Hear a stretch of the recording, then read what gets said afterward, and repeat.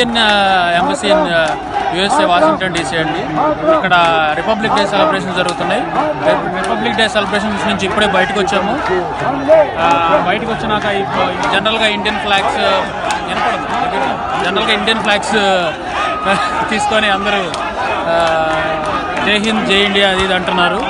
సడన్గా Punjab separate country కావాలని చెప్పి, పంజాబ్ ఖలిస్తాన్ కావాలని చెప్పి ఒక గ్రూప్ వచ్చింది. వాళ్ళు కూడా ప్రొటెస్ట్ చేస్తున్నారు. ఇది ఇండియాకి ఖలిస్తాన్కి అగెన్స్ట్గా వార్ లాగా జరుగుతుంది.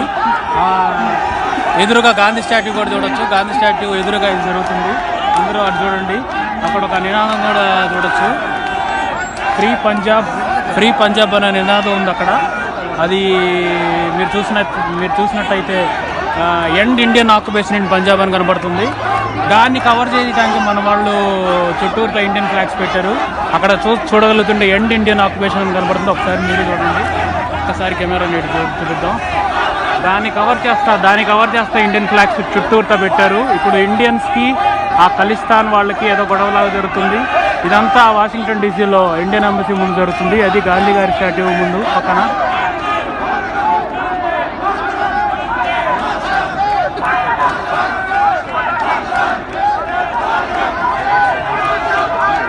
ఒకసారి కెమెరా దగ్గరే తీసుకెళ్ళి చూపిస్తాను. ఒక్కసారి చూడండి.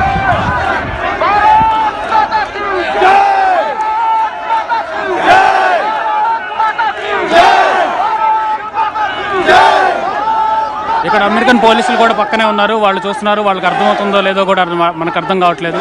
ఇక్కడ చూస్తుంటే ఫ్రీ పంజాబ్ ఎండ్ ఉంది. దానికి మన వాళ్ళు ఇండియన్స్ అగేన్స్ట్గా చుట్టూరుతా ఇండియన్ ఫ్లాగ్స్ పెట్టారు. వందే మాతరం. ఇది ఎక్కడో కదండి, వాషింగ్టన్ డీసీలో ఇండియన్